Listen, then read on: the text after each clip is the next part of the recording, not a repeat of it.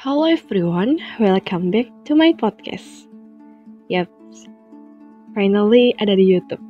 Podcast kali ini akan aku kemas dan aku upload di YouTube. Terima kasih buat yang udah mau dengerin lagi atau mungkin baru pertama kali. Apapun deh, aku banyak ngucapin terima kasih. Sesuai judul podcast kali ini, kita akan membahas tentang potensi.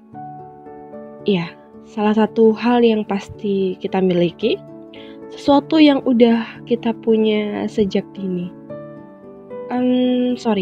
Bukan lagi sejak dini, tapi bahkan sejak lahir ke dunia ini. Teman-teman, Tuhan memang maha mengerti bahwa manusia bisa hidup di berbagai macam kondisi.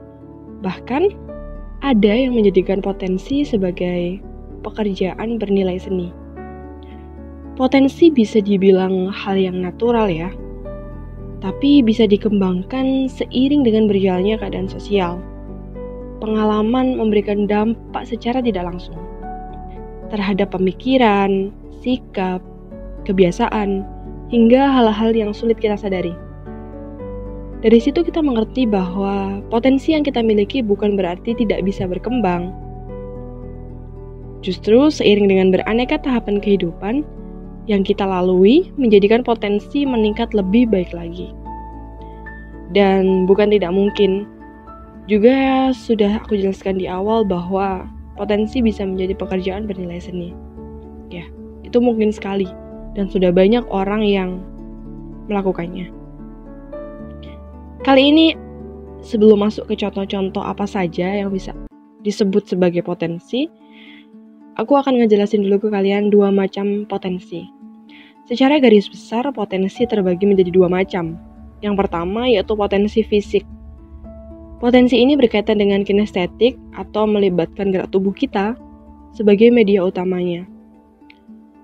Ya, gerak tubuh gampangnya seperti potensi menjadi penari, menjadi atlet, atau bahkan potensi untuk bisa bernyanyi. Kedua adalah potensi sosial. Kalau ini bisa dibilang jenis potensi yang sangat beragam ya, karena banyak banget orang yang mempunyai potensi secara sosial.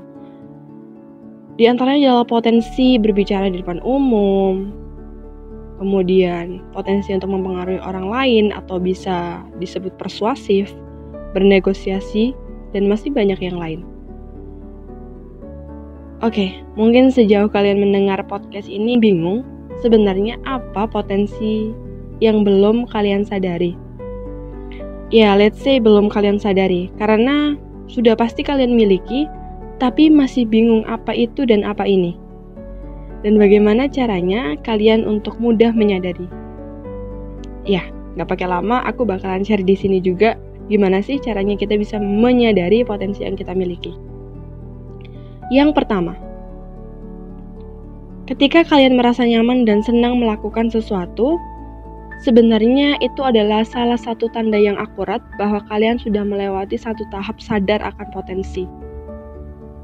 Kedua, meminta pendapat orang lain. Karena dalam menyadari potensi bukan hanya berbicara tentang bagaimana kita menilai diri kita sendiri, tetapi juga melibatkan orang lain yang bisa membantu menyadarkan.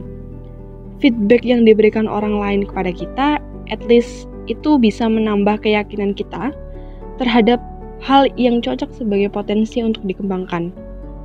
Yang ketiga adalah perbanyak menikmati kehidupan, bahwa hidup bisa dinikmati melalui pengalaman, pelajaran, perjalanan, merasakan cinta dan kasih dari orang-orang sekitar, serta saling menghargai sesama makhluk sosial.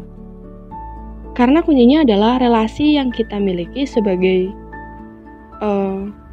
makhluk sosial di dunia ini semakin menambah bobot kepercayaan diri kita kepada poin pertama yang sudah aku jelaskan tadi, yaitu semakin merasa nyaman dan senang melakukan sesuatu. Ya, aku yakin buat kalian yang masih merasa susah memahami kemampuan diri sendiri, iya, ini bukan hal yang mudah, karena kita sedikit banyak akan mengorbankan masa depan jika kita tak cukup sadar akan apa yang sudah kita rasakan atas apa yang sudah Tuhan berikan. Maka dari itu, cepatlah untuk mengambil tindakan sebelum kita merasakan pahitnya dirundung ketertinggalan. Oke, terima kasih sudah mendengarkan podcast ini sampai akhir. Terima kasih juga yang sudah mampir.